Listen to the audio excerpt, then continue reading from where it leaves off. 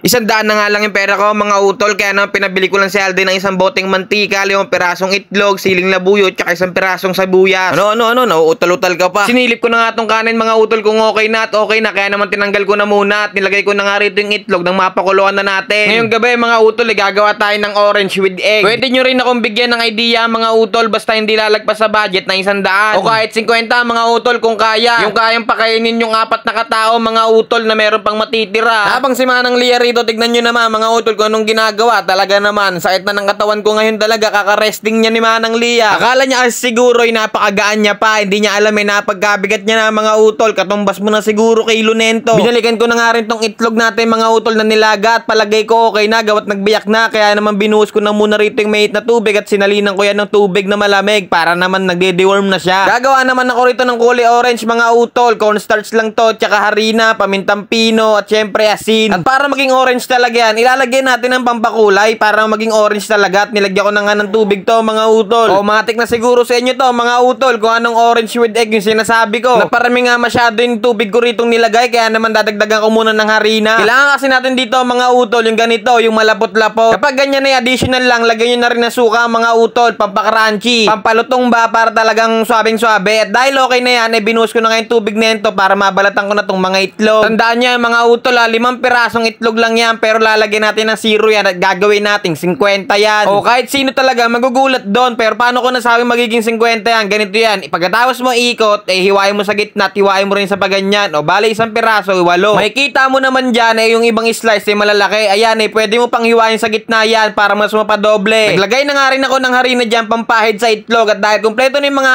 kakailanganin natin, simulan na natin yan habang yung batang makulit dito talaga naman nakabuntot talaga sa akin, nasa ilalim ko pala. Gaganapan ko na nga to, baka ganapan pa ng iba. Tabunan mo lang yung harina yung itlog at isalin mo dyan sa may kulay orange, paulit-ulit lang mga utol, ganun lang kadali. Inilipag ko na nga tong kaldero dito at magpapainit na tayo rito ng mantika para malamang mainit, batuan nyo ng harina. Kapag nagtipo na sa gitna mainit na yan, kaya naman pwede nyo ng salangan. Yung saktong apoy lang dapat mga utol, baka kasi masunog kagad yan sa isang sala nga mga utol 9 na piraso nga munang nagawa ko. Sa sobrang hassle nga dahil ako lang yung nagbibideo sa sarili ko, hindi ko pala na-play yung unang salang ko kanina mga utol. Hindi ko tuloy napakita sa inyo yung pag-ahong ko, pero pangalawang salang na to. Sa sobrang dami nga na nagawa ko mga utol talaga naman bubundok yung plato namin. At hindi ko na malayan sa sobrang bihis sa pagluluto dumating na pala tong utol ko tsaka si Bayaw. Tignan nyo naman si Manang Lia mga utol, talaga naman sa dati kagad nakalapit. At dahil nga nandyan na sila, iahang ko na nga lahat ng iahang dito mga utol na makakain na kami. Tignan nyo naman kasi mga utol kung gaano kabisa yan. Nai-imagine nyo pa ba dyan yung 5 pirasong itlog? Malamang hindi na. At para mas maging mabisa yan, titimplahan natin ng masarap na suka yan. At para sa kakailanganin naman sa suka, sili lang yan, sibuyas, asukal, asin, pamintang pino at saka suka. Talu-haluin mo lang yan mga utol, tansyahin mo lang kung gaano sa'yo katamis. Yung timpla ko kasi mga utol sakto lang, tamis at asim talaga, yung tipong maiinom mo yung suka na hindi ka mauubo. Kaya na mainusgahan ko na yan mga utol, talaga naman pagkabisa at double delicious ka pa sa akin. Kaya naman yung mga ganyan, hindi na yan pinatatagal, lalo na si Alden kanina pa nangangasim yan. 2